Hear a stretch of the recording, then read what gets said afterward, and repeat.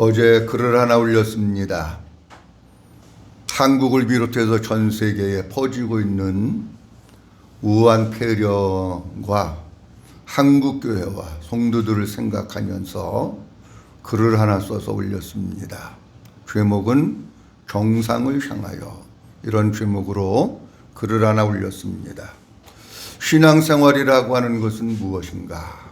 신앙생활은 날마다 정상을 향하여 나아가는 겁니다.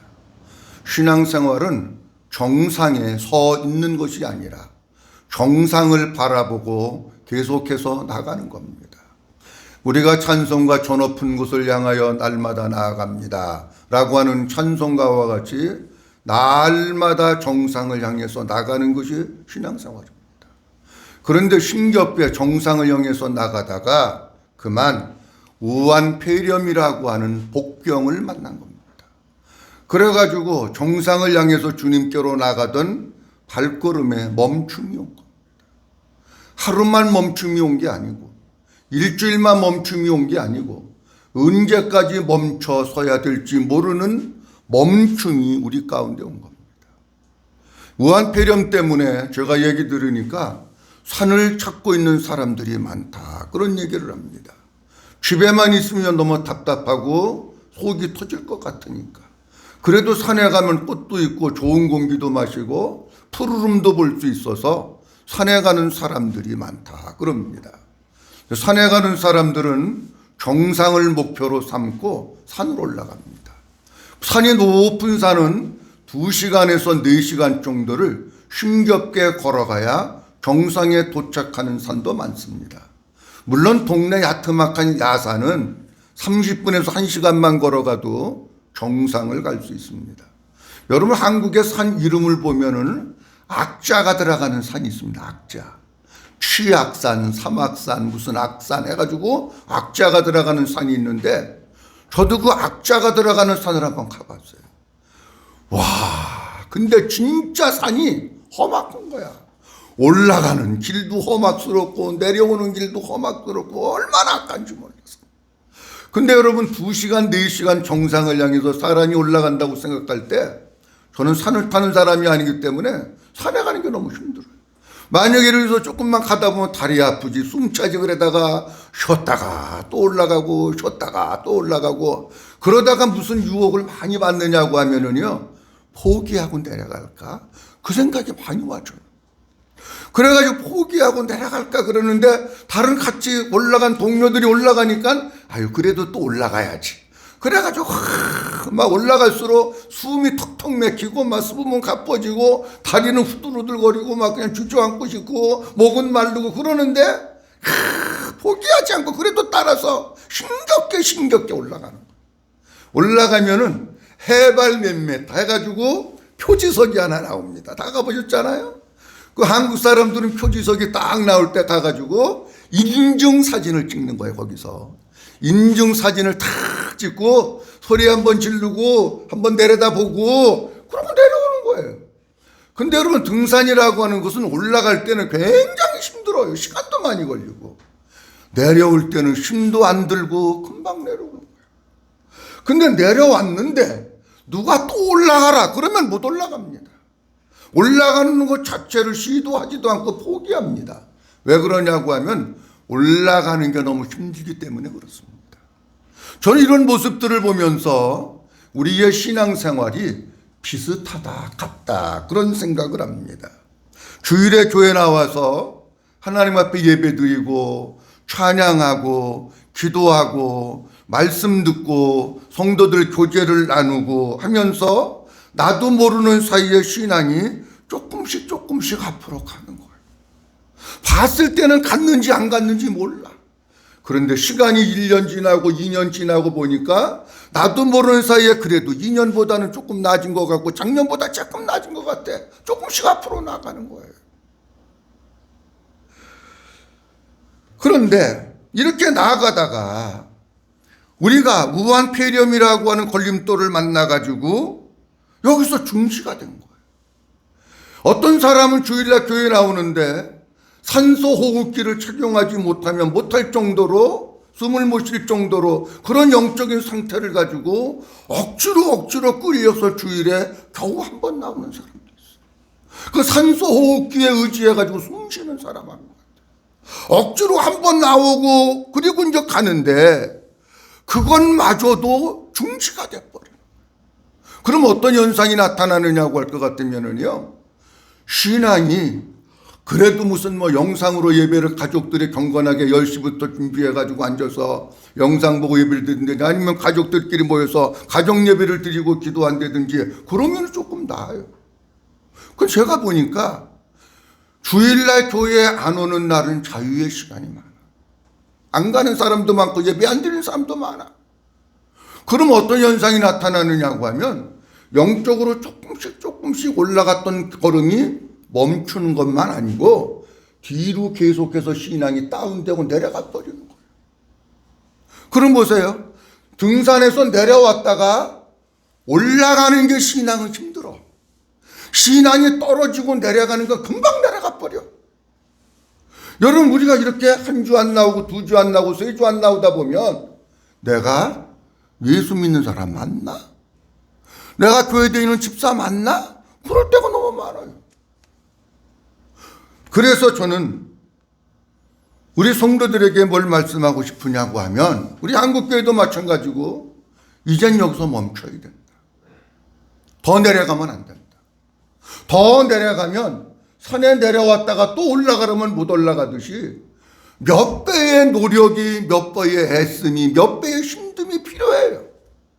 저는 볼 때 이번 무한 폐렴으로 인해 가지고 어떤 교회는 한 달도 예배 안 드리고 그런 교회들도 있잖아요. 지금 교회에 다시 나오기 힘든 사람들도 많이 있을 거다.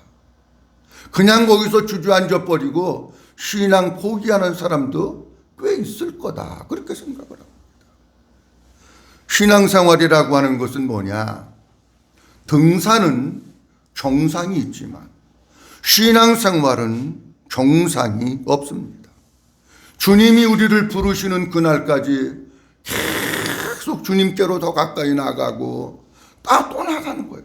사도 바울이 마지막 고백했듯이 나의 달려갈 길을 다 달리고, 사도 바울은 달리다가 쉬지 않았습니다. 우한폐렴이 왔다고 쉬고 뭐였다고 쉬고 그런 거 안 했습니다. 여러분, 계속 달리고 또 달려서 마지막 주님이 부르시는 순간에 고백하기를, 주님, 내가 나의 달려갈 길을 다 달리고 여기까지 왔습니다. 그렇게 고백했듯이 이제 우리가 우한폐렴이 두려워서 교회도 못 나오고 벌벌 떠는 그런 신앙 이제 떨쳐버리고 뭐 해야 되느냐? 여기서 멈추고 계속해서 주님을 바라보고 새하늘과 새 땅을 바라보고 천년왕국을 바라보고 온전한 예수의 사람됨을 목표로 해서 계속해서 주님 더 가까이 하고 더 날마다 달려나가는 이런 우리 모든 성도님들이 될 수 있기를 주의 이름으로 축원합니다. 이런 마음을 담아서 정상을 향하여 라고 하는 글을 어제 제가 써서 올렸던 겁니다. 오늘 본문 사사기 3장 14절에서 17절 말씀을 본문으로 해서 오직 믿음으로, 이러한 제목으로 하나님의 말씀을 선포합니다. 본문에 기록되어 있는 내용 지난주에 다 말씀드린 거기 때문에 더 이상 말씀드리지 않습니다. 오늘 하나님 앞에 말씀을 받을 때 저 마음을 열고 말씀 듣는 일에 긴장하고 집중하면서 그 말씀이 우리의 마음 가운데 잘 새겨져서 우리의 남은 여생 오직 예수로 사는 성도들이 될 수 있기를 주님의 이름으로 축원합니다. 첫째로는 에훗은 하나님만 바라보며 오직 믿음으로 살았다고 하십니다. 오늘 본문 말씀 속에 기록되어 있는 이스라엘의 두 번째 사사 에훗이라고 하는 사람은 지난주에 말씀드린 대로 오른손이 굽은 사람, 오른손에 장애가 있는 사람. 그런데 또 한쪽으로 감사한 것은 왼손을 오른손같이 쓸 수 있는 사람. 하나님께서 그 사람을 쓰신 거예요. 그렇다면 하나님께서는 왜 오른손이 멀쩡한 사람도 많이 있을 텐데 오른손에 장애가 있는 그 사람을 쓰셨을까 하는 겁니다. 왼손을 쓰는 그 사람을 왜 쓰셨을까 하는 거예요. 거기에는 분명한 이유가 있다고 하는 겁니다. 그 이유 가운데 하나가 뭐냐고 하면 에훗은 하나님만 바라보며 오직 믿음으로 살았습니다. 오늘 본문 말씀 사사기 3장 14절 말씀에 보면 이런 말씀이 있습니다. 이스라엘 자손이 모압 에글론을 18해 동안 섬기니라. 그렇게 말씀하고 있어요. 이스라엘 백성들이 모압 에글론을 18해 동안 섬겼다는 겁니다. 그러면 우리가 이 말씀이 별거 아닌 것 같은데 조금 자세히 볼 필요성이 있는 거예요. 왜 그러냐고 할 것 같으면 이 말씀 속에서 주님이 우리에게 말씀하시고 있는 내용이 있기 때문에 그래요. 중근동 고대 전쟁도 마찬가지고 우리나라가 일본 사람들에서 36년 동안 일제강점기를 겪었는데 마찬가지입니다. 강한 나라가 약한 나라를 지배하게 되면 그 약한 나라가 섬기는 나라는 속국이 되고 종주국한테 어떤 관계가 이루어지느냐고 하면 주종 관계가 이루어지는 거예요. 종과 주인의 관계가 형성이 되는 겁니다. 우리나라가 일본 사람들한테 짓밟힘을 당하고 나니까 뭐가 없느냐? 우리 게 없는 거예요. 내 게 없는 거예요. 말도 내 게 없고 글도 내 게 없고 문화도 내 게 없고 심지어는 성도 내 게 없고 이름도 내 것이 없고 아무것도 없는 거예요. 뭣도 내 게 없는 거예요? 종교도 내 게 없는 거예요. 종주국이 곧 문화고 글이고 말이고, 여러분 우리나라 사람들도 옛날 일제시대에 살던 사람들은 성도 바꾸고 이름도 바꾸고 다 바꾸잖아요. 글도 바꾸고 문화도 바꾸고 다 바꾸잖아요. 내 게 없는 거예요. 그러니까 그런 측면에서 우리가 뭐 고대 역사를 보지 않는다고 해도 일제 36년 일제 강점기를 보면은요 금방 이해가 되는 부분이에요. 이게. 그러니 모압 에글론에 의해서 18년 동안 18해 동안 종살이라고 짓밟힘을 당해서 살았다고 하는 얘기는 무슨 얘기일까 하는 겁니다. 18년 동안 종이 되어서 모압 에글론을 최고로 섬깁니다. 그런데 이렇게 속국이 되고 종의 나라가 되면 그 종주국에 대해서 해야 되는 의무가 두 가지가 있습니다. 하나는 뭐냐고 할 것 같으면은 지난번에 말씀드린 것과 같이 공물을 드리는 일을 해야 합니다. 우리나라도 일본 사람들에 의해서 공물 드려, 여기 본문 말씀 속에도 공물을 드렸다고 하는 얘기가 반복해서 나옵니다. 농사 져가지고 어디다 공물 드리는 거예요? 일본 사람한테 공물 드리는 거예요.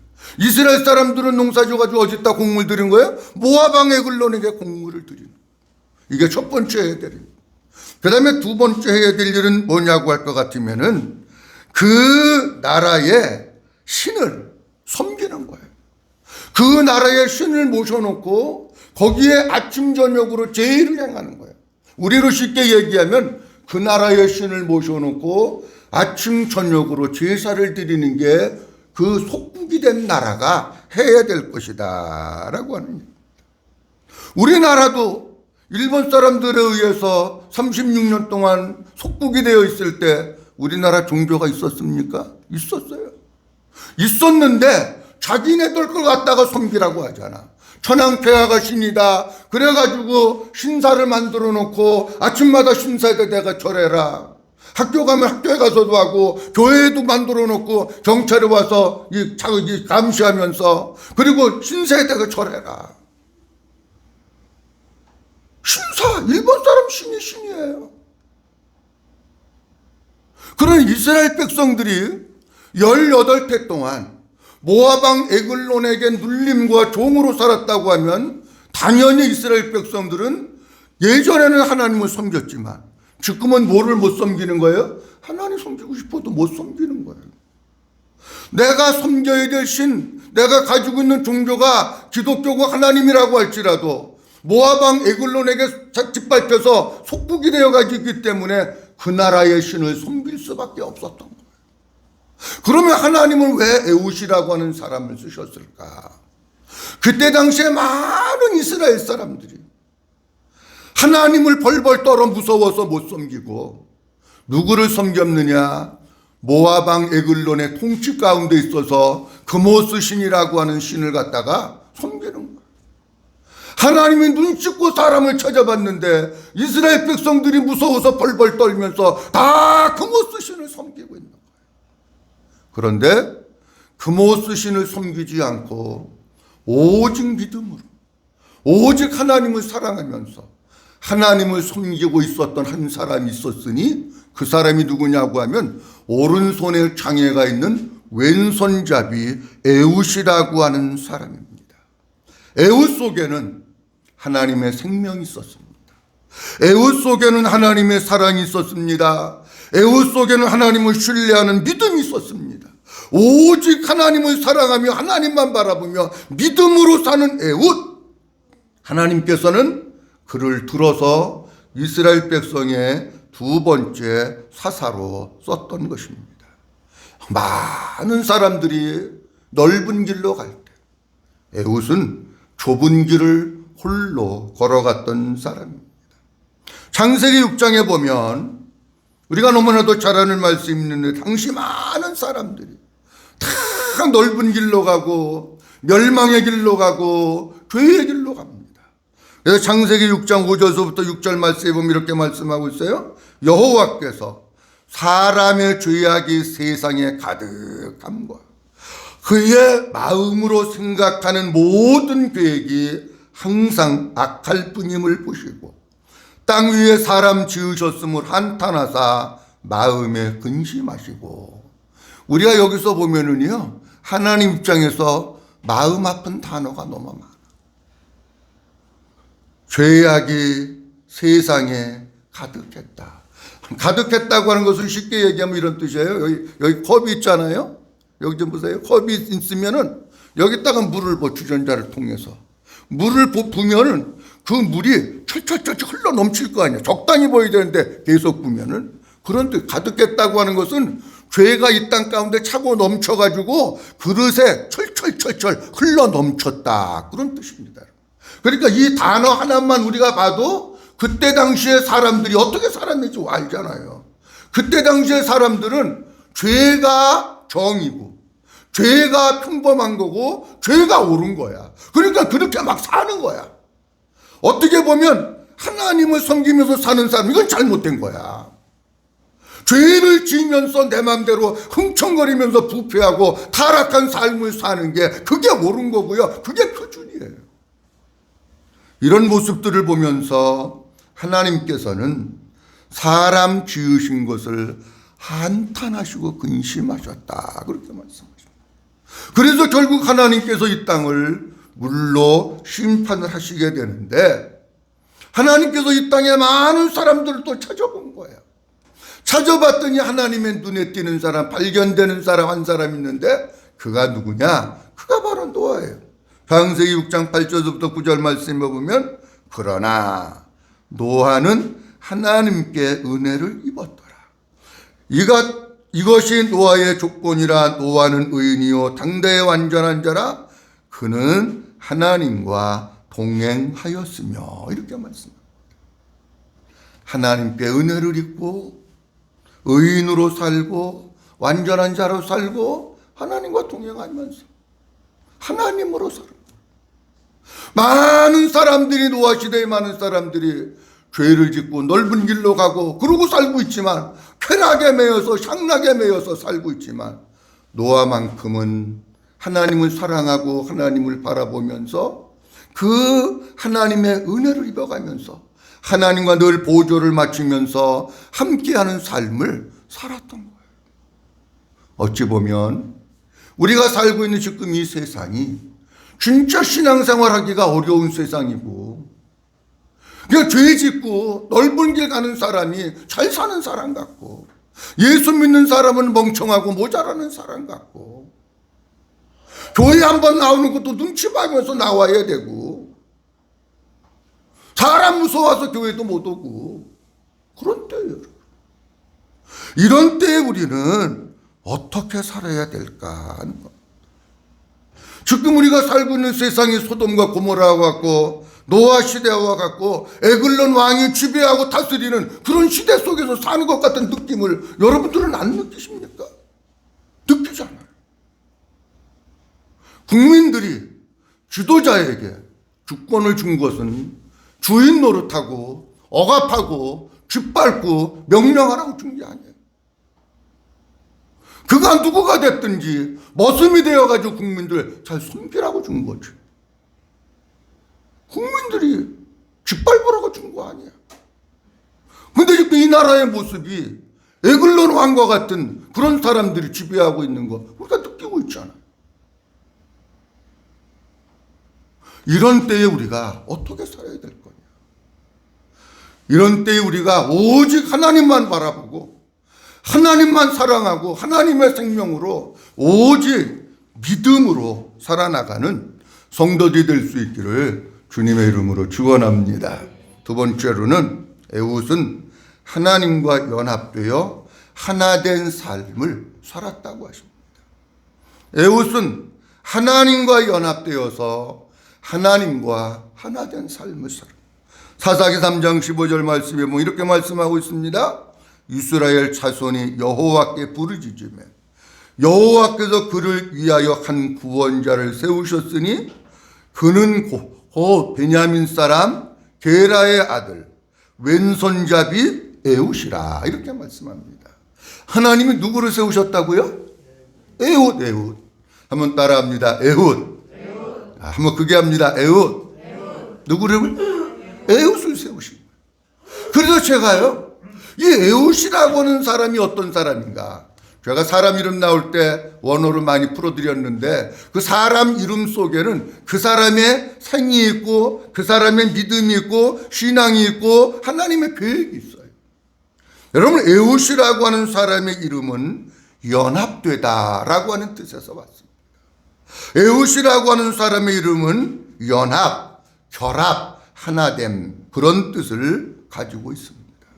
다시 말씀드리면 에훗이라고 하는 사람의 이름에서 보여주는 것과 같이 그 당시에 많은 사람들은 세상 속에서 세상과 연합되어 살고 세상의 우상과 연합되어서 살고 죄와 연합되어서 살았다고 할지라도 에훗만큼은 그런 것과 연합되지 않고 하나님과 연합되어서 하나님과 결합되어서 하나님과 철저하게 한 덩어리가 되어가지고 하나 되어서 하나님으로 살았던 사람이 누구냐? 그 사람이 에훗입니다. 사랑하는 성도 여러분, 여러분들은 누구하고 교제하고 누구와 연합하면서 살고 있습니까? 세상과 연합되어서 살고 있습니까? 죄와 연합되어서 살고 있습니까? 우상과 연합되어서 살고 있습니다. 하나님과 연합되어 하나님과 한 덩어리 되어서 살 수 있는 우리 성도들이 될 수 있기를 주의 이름으로 축원합니다. 창세기 13장에 보면 이런 말씀이 나와 있어요. 아브라함이 갈대아 우르에서 나올 때 누가 따라 나오느냐고 하면 조카 롯이 따라 나옵니다. 조카 롯이 따라 나왔는데 13장에 가서 보니까 그들은 이제 목축업으로 그러니까 이 양떼나 이런 것도 점점 늘어나는 거예요. 그러니까 누가 힘드냐? 목동들이. 여기 지금도 베두인족이 있습니다만은 이스라엘은 그렇게 푸른 초원이 많은 나라가 아니에요. 그냥 가도 사막 먹을 것도 없는데 보면 요만큼 뭐 나온 거 뜯어먹고 그러는 거 여러분들 뭐 보시잖아요. 그러니까 이 두 목자들이 다툼이 벌어지는 거야. 왜? 나도 먹여야 될 양떼가 있고 너도 먹여야 될 양떼가 있으니까 자꾸 다툼이 벌어지니까 하루는 아브라함이 조카 롯을 부르면서 뭐라 그러냐고 하면 이런 사정 얘기를 하면서 아무래도 갈라서 해야겠다. 그러면서 뭐라고 얘기하느냐고 하면 내가 먼저 가고 싶은 땅을 택해라. 그래가지고 조카 롯이 소돔과 고모라가 그때 하나님의 불심판을 받기 전이었었는데 물도 넉넉하고 푸른 초장도 있고 에덴 동산과 같았더라. 성경에 보면 그렇게 나와요. 그러니까 조카 롯이 눈으로 딱 보기에 여기가 좋은 것 같아. 그래가지고 조카 롯이 그쪽을 선택하고 롯이 그쪽으로 갑니다. 그리고 나서 아브라함이 이동한 것이 어디냐고 할 것 같으면은 창세기 13장 18절 말씀에 보면 이렇게 말씀하고 있어요. 이에 아브라함이 장막을 옮겨 어디에 있는? 헤브론에 있는. 아브라함이 어디로 가느냐? 헤브론으로 가는. 그러면서 만물의 상수리 숯불에 이르러 거주하며 거기서 여호와를 위하여 제단을 쌓았더라. 그렇게 말씀합니다. 근데 아브라함이 헤브론으로 갔다고 하는 게 너무 중요합니다. 왜 아브라함이 헤브론으로 갔다고 하는 게 중요하느냐고 하면 헤브론이라고 하는 뜻은 연합하다, 결합하다, 교제하다 그런 뜻입니다. 그리고 상수리 나무는 뭐를 상징하느냐고 하면 권세 있고 능력 있고 강한 하나님을 상징하는 것이 상수리나무.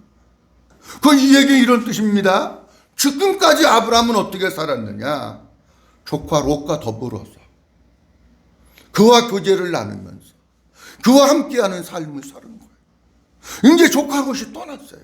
그리고 아브라함이 헤브론에 왔다고 하는 것은 그냥 어디서 어디로 이사했다 그런 얘기를 하는 게 아니고 뭘 말씀하고 있느냐고 하면은 이제부터 아브라함은 능력이 있으신 하나님, 강한 하나님, 권세 있는 하나님, 힘 있는 하나님, 그 하나님과 연합되어서 그 하나님과 하나 되어서 그 하나님과 영적인 교제를 나누면서 살게 했다라고 하는 신앙의 고백의 표현이 헤브론으로 간 거예요.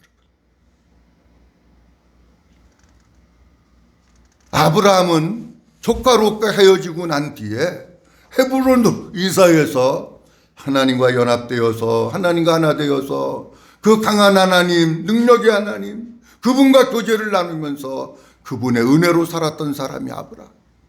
사랑하는 성도 여러분, 여러분들은 무엇과 연합되어서 하나 되어서 살고 있습니다. 세상과 연합되어서 힘 있는 사람과 연합되어서 좋은 사람, 빽 있는 사람과 교제하면서 삽니까? 하나님과 연합되고 하나님과 결합되고 하나님과 하나 되고 하나님과 교제 속에서 하나님의 은혜를 누리면서 사는 성도들이 될 수 있기를 주의 이름으로 축원합니다. 요한복음 15장 4절에서 5절 말씀에 보면 예수님이 이런 말씀을 하셔요. 나는 하나님은 포도원 농부시다. 나는 포도나무다. 너희는 가지다. 이러면서 4절과 5절 말씀에 이렇게 말씀하십니다. 내 안에 거하라 나도 너희 안에 거하리라. 가지가 포도나무에 붙어 있지 아니하면 스스로 열매를 맺을 수 없음같이 너희도 내 안에 있지 아니하면 그러하리라. 나는 포도나무여 너희는 가지라. 그가 내 안에 내가 그 안에 거하면 사람이 열매를 많이 맺나니 나를 떠나서는 너희가 아무것도 할 수 없음이라. 이렇게 말씀합니다. 자세히 다 말씀드릴 수는 없지만 내 안에 거하라. 나도 너희 안에 너 안에 거하겠다. 가지가 포도나무에 붙어 있어야 된다. 너희가 내 안에 내가 네 안에 그렇게 살고 있어야 열매 맺는다. 계속 강조하시는 거예요. 뭘 얘기하는 거느냐? 신앙생활은 포도나무 가지가 포도나무에 붙어 있는 것과 같이 예수님이 내 안에 내가 예수님 안에 예수님과 연합되어서 예수님과 하나 되어서 주님과 교제를 나누면서 그 주님이 공급하시는 은혜, 그 주님이 공급하시는 지혜, 그 주님이 공급하시는 믿음, 그 주님이 공급하시는 능력으로 사는 것이 신앙생활인 줄로 믿으시기 바랍니다. 그렇게 살아야 돼요. 주님께 붙어 있으면 잡으세요. 나무 가지가 나무에게 붙어 있으면 이 나무 가지는 뭘로 삽니까? 나무가 주는 영양분을 공급받아서 사는 거예요. 우리는 뭘로 살아야 되느냐? 주님과 연합되고 주님과 하나 되어서 주님이 우리에게 주신 은혜, 주님이 우리에게 주시는 힘, 주님이 우리에게 주시는 능력, 그거 가지고 살아야 우리가 영적인 신앙생활에서 승리하며 살 수 있는 겁니다. 저는 오늘 사사기 3장에 있는 말씀을 보면서 에훗이라고 하는 사람의 담대함, 에훗이라고 하는 사람의 지혜가 도대체 어디서 왔을까? 그게 궁금하더라고요. 여러분, 에훗이 칼을 오른쪽에다가 찹니다. 옛날 고대의 격화를 보면은 전쟁으로 나가는 사람들은 칼을 다 어디 쪽에서 사느냐고 하면 왼쪽에다가 칼을 찹니다. 근데 에훗은 칼을 이쪽 허벅지 옆에다가 옷 속에다가 숨겨가지고 칼을 차는. 그리고 감히 겁도 없이 자기 나라를 지배하고 있는 모압왕 에글론을 죽이려고 가는 겁니다. 곡물 가지고. 그런데 곡물 갖다 드리자마자 죽인 게 아니고 갖다가 드리고 와 이만큼 돌 뜨는 곳, 거기 하나님의 임재를 상징하는 곳인데, 이것도 설명드리려면 시간이 좀 걸리지만, 돌 뜨는 곳, 하나님의 임재를 상징하는 곳까지 왔다가, 그리고 에훗이 다시 가는 거예요. 다시 가가지고 뭐라 그러냐면, 왕이요, 내가 왕에게 은밀한 일, 여기 은밀한 일이라고 하는 것은 어떤 뜻이냐고 하면, 하나님의 임재를 상징하는 돌 뜨는 것, 거기에서 하나님께 내가 하나님의 음성을 받았습니다. 조금 어려운 말로 하나님의 신탁이 나에게 있었습니다. 그 하나님의 뜻을 내가 왕에게 전해드리려고 합니다. 그러니까 왕이 뭐라 그럽니까? 왕 옆에 주변에 모서 서는 다 나가라 그러고 에훗하고 왕하고 탄 둘이 있는 거예요. 오늘 본문 말씀 봤습니다마는 모압 왕 에글론이 비둔해가지고 자기 몸을 제대로 못 가리는 사람이야. 근데 에훗이 왼손을 들어 뻗쳐가지고 오른쪽에 칼창고를 갖다가 뽑아가지고 찔러 죽이잖아. 만약에 에훗이 오른손잡이가 돼가지고 왼쪽에 창칼을 갖다 뽑으려면 저놈이 나 죽이려고 그러는구나. 그래가지고 불렀을 거예요, 신하들을.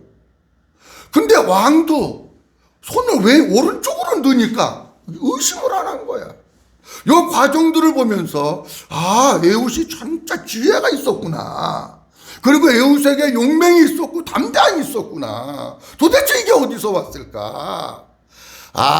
에훗이 본래부터 지혜가 있고 용맹하고 담대한 사람이 아니라 하나님과 연합되고 하나님과 결합되고 하나님의 생명으로 살고 하나님의 은혜로 살고 하나님과 교제하면서 사니까 하나님께서 지혜를 주시고 하나님께서 담대함을 주시고 하나님께서 용맹을 주시고 그 나라를 구원할 수 있도록 하나님께서 도와주셨는 줄로 믿으시기 바랍니다.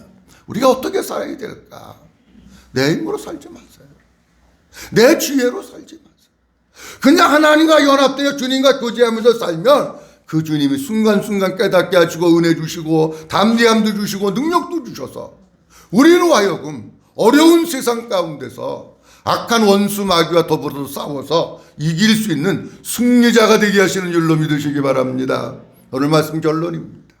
이렇게 해서 에훗이 모압 왕 에글론을 쳐서 죽이고 났더니 30절 말씀에 보면 이렇게 말씀하고 있어요. 그날에 모압이 이스라엘 수하에 모함에 바뀌었어요. 옛날에는 짓밟았어. 종주국이 돼가지고. 근데 그날에 모압이 이스라엘 수하에 불복함에 그 땅이 몇 년 동안? 80년 동안 뭐였다고요? 평온했다고. 80년 동안. 자, 이 본문 조금 자세히 설명드려야 되는데 간단히 말씀드리면 얘기입니다. 이스라엘 백성들이 평화를 누리기 위해서 첫 번째로는 모압 왕 에글론을 죽여야 합니다. 모압 왕 에글론이 살아있는 한은 평화 못 이깁니다. 우리가 평화를 누리기 위해서는 뭐 해야 되느냐? 원수 마귀와의 영적인 싸움에서 승리해야 평화를 누립니다. 믿어주시면 아멘. 그리고 난 뒤에 뭘로 살아야 되느냐? 모압 왕 에글론의 지배를 받는 게 아니라 주님의 통치와 주님의 다스리심을 받을 때에 우리가 마음 가운데 평강을 누리면서 살게 되는 줄로 믿으시기 바랍니다. 자, 그러면 몇 년 동안 평온했다고요? 80년. 제가 이 80년이라고 하는 것을 보면서 무슨 생각을 했느냐고 하면 그렇구나. 여러분, 사람이 태어나가지고 지금으로 얘기하면 이런 얘기예요. 지금으로 얘기하면 모세도 그런 기도니 사람의 연수가 70이여 강건하면 80이라 그러잖아. 그렇죠? 그러니까 80년이라고 봤을 때 모세의 기도를 들어서 보면 어떤 사람이 A라고 하는 사람 A가 그리고 태어났어. 태어나면서 죽는 날까지 뭘 누렸다는 거예요? 평화를 누렸다는 거예요. 일평생 평화를 누렸다는 거예요. 요건 뭐의 모형이냐고 하면 이런 얘기입니다. 우리가 진짜 마음 가운데 평강을 누리면서 살려고 할 것 같으면 예수 그리스도 안에 있을 때 이 땅에서도 평강을 누리고 하늘나라 가서도 영원한 평강을 누리면서 살아가게 되는 줄로 믿으시기 바랍니다. 우리 예수님은 어떤 분이시냐? 평강의 왕이시죠. 민수기 6장에서 하나님께서는 모세를 통해서 아론의 대제사장들에게 이스라엘 백성들을 축복하라고 할 때에 여호와는 그 얼굴을 네게로 향하여 드사 평강 주시기를 원하노라. 이렇게 말씀. 이사야서 9장 6절 말씀에는 이렇게 말씀하고 있습니다. 예수님이 땅에 태어나시는데 이는 한 아기가 우리에게서 낳고 한 아들을 우리에게 주신 바 되었는데 하면서 끝에 보니까 한번 따라합니다. 평강의 왕이라. 무슨 왕이라고요? 평강의 왕이라. 예수님은 이 세상에 평강의 왕으로 오셨어요. 여러분, 요즘 질병이 하나 생겼어요. 혹시 들어보셨는지 모르지만 코로나 블루라고 하는 질병이 생겼습니다. 그 내가 또 못 보던 게 있어가지고 코로나 블루가 뭔 병이랴? 그래가지고 찾아봤더니 코로나 블루라고 하는 병이 새로 생겼는데 그 병이 무슨 병이냐고 하면 코로나 우울증이에요. 그걸 영어로 코로나 블루라고 불러. 한국말로는 코로나 우울증 그렇게 부르는 거예요. 이 코로나 우울증, 코로나 블루로 인해 가지고 많은 사람들이 지금 우울한 감정 속에서 살고 있어요. 어떻게 하면 그들 마음 가운데 기쁨을 누리고 어떻게 하면 그들이 평강을 누리면서 살까? 다른 거 아닙니다. 예수님이 내 안에, 내가 예수님 안에 살면 그분이 우리의 마음 가운데 평강을 부어주시는 줄로 믿으시기 바랍니다. 우울증, 코로나 때문에 우울하면서 살지 말고 예수님과 더불어서 평강을 누리면서 살 수 있기를 주님의 이름으로 축원합니다. 오늘 두 가지 말씀드렸습니다. 하나님께서는 오른손에 장애가 있는 에훗, 왼손을 오른손같이 쓰는 에훗을 어떤 것이 있어서 쓰셨을까 하는 겁니다. 하나는 하나님만 바라보며 오직 믿음으로 살았습니다. 또 하나는 하나님과 연합하여 하나님과 하나 된 삶을 살았습니다. 그러니까 그 땅에 80년 동안 평강을 누렸습니다. 사랑하는 성도 여러분, 세상 바라보지 말고 사람 바라보지 말고 코로나 바라보지 말고 하나님만 바라보고 하나님만 사랑하고 하나님만 붙들고 하나님만 의지하고 하나님만 믿는 믿음으로 살고 그리고 예수님과 하나 되고 연합되어서 그 주님의 생명으로 살고 그 주님의 은혜로 살고 그 주님의 능력으로 살아서 날마다 영적인 싸움에서 승리하고 예수님 안에서 영원한 평화, 참 평화를 누리면서 사는 우리 모든 성도들이 될 수 있기를 주님의 이름으로 축원합니다.